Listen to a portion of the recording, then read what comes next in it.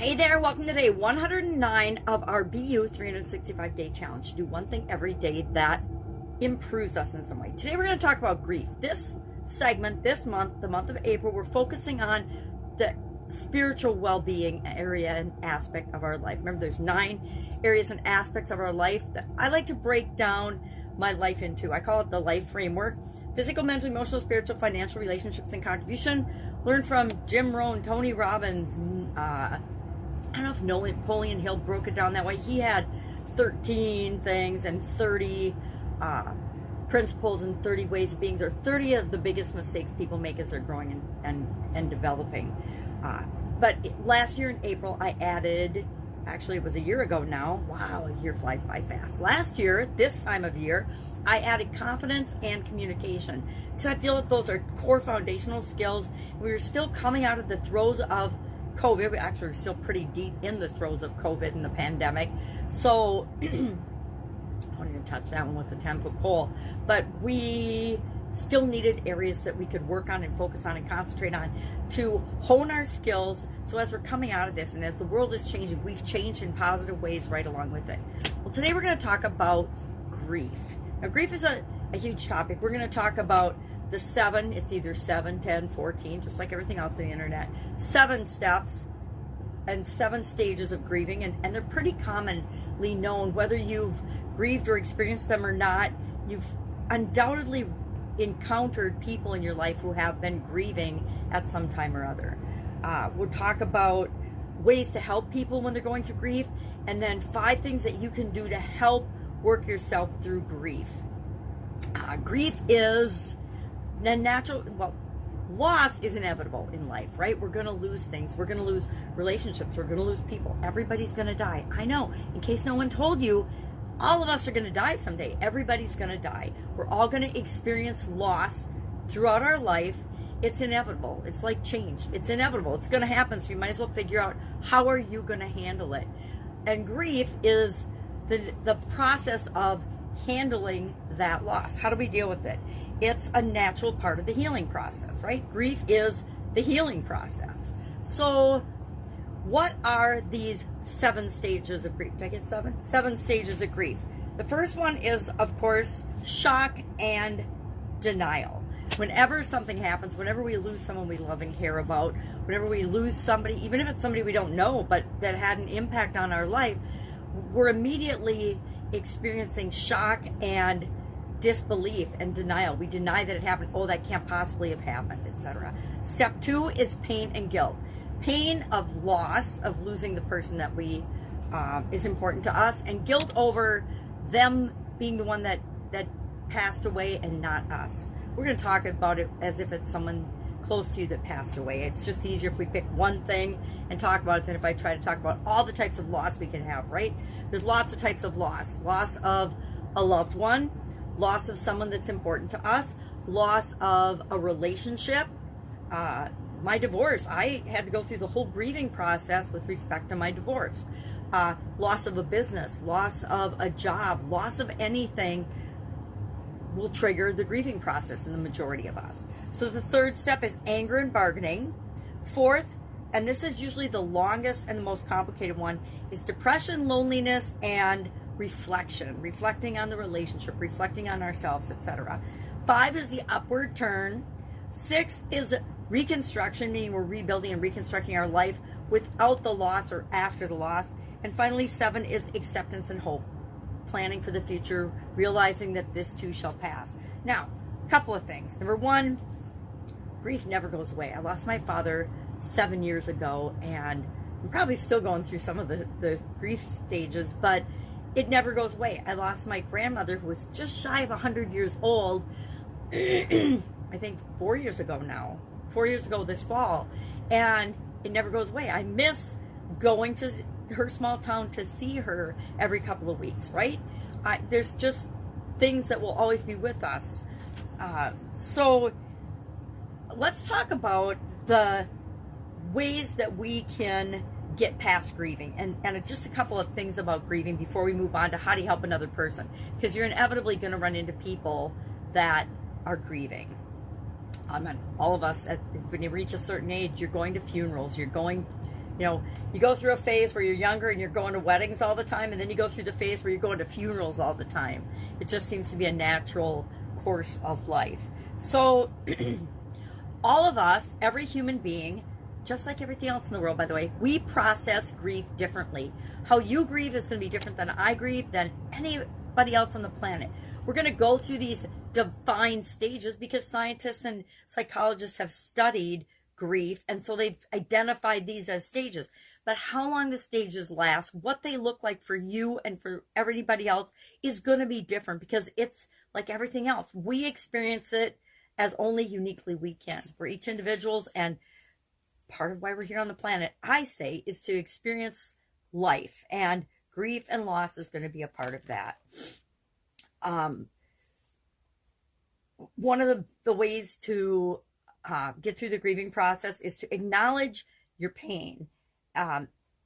Accept that grief can trigger all sorts of emotions, and even unexpected emotions. It can trigger things in you from your childhood. It can trigger all kinds of emotions that might surprise you. Eradicate guilt.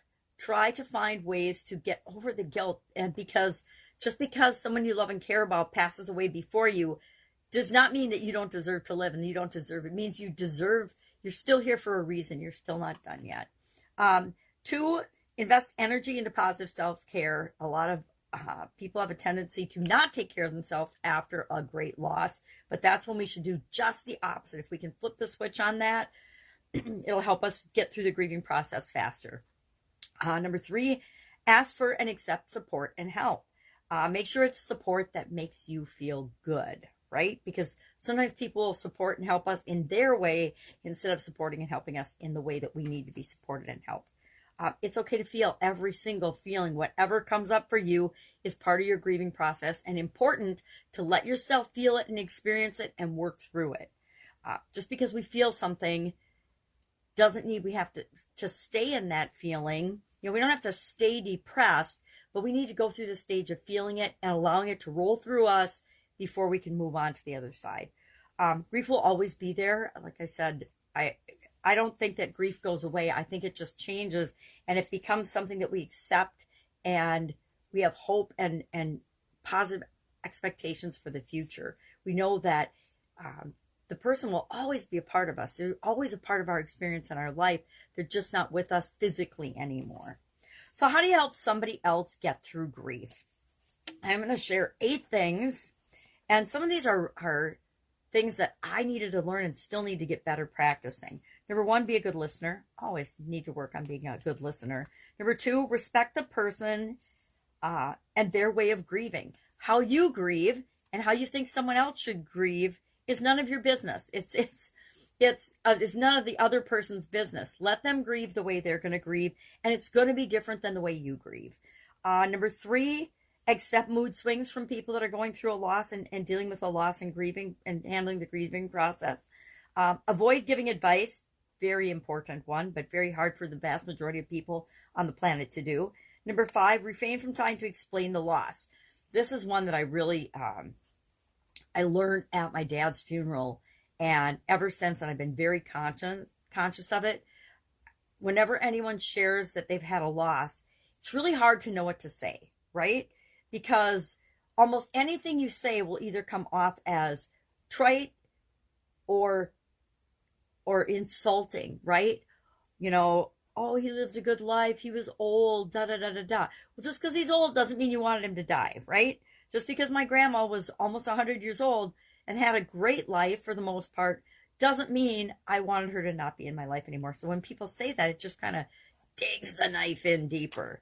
So number 6, so don't try to explain the loss, because nobody understands it, right? Death is an inevitable part of life, but it doesn't make us feel any better for people to tell us something that we already know.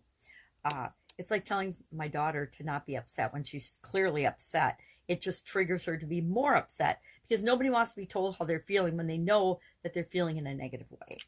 Number 6, help out with practical tasks. You know, there's so many kind things that we can do when somebody is going through a loss. You know, you see funerals, and whenever anyone passes away, or whenever anybody's got cancer or is really sick nowadays, there's these food change that people will create on the internet where people can provide meals and food for the family, etc. Stay connected, but that's really nice. Go over and help clean someone's house or do everyday tasks. Do some shopping or something for people. Whatever you can do that would help them to get through the grieving process and take a load off of their mind so they don't have to worry about some of the everyday practical mundane things. Stay connected and available. A lot of people say that they're available, but they really aren't. So remember, if you're offering something, make sure that you're available to fulfill that offer. And then 8, offer words that touch the heart. If you're going to say things and talk to someone, sometimes you just have to quietly be with somebody. That's all they need. But if you're going to say something, share heartfelt stories and anecdotes that will help the person to remember the person that they've lost and in a positive light, etc. So what's our action item today?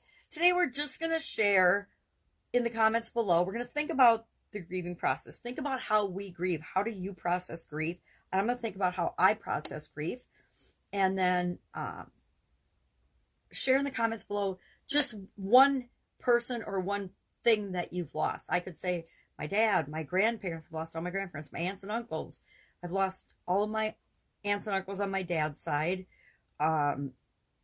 I've lost cousins. I've lost friends. I've lost associates, relatives, etc. I've lost businesses. I've lost relationships. I've been divorced. I've lost businesses, jobs, opportunities, all kinds of things.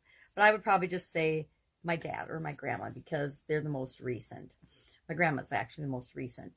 So, pets. We've lost pets, right? Things that we love and care about that are important to us will trigger the grieving process.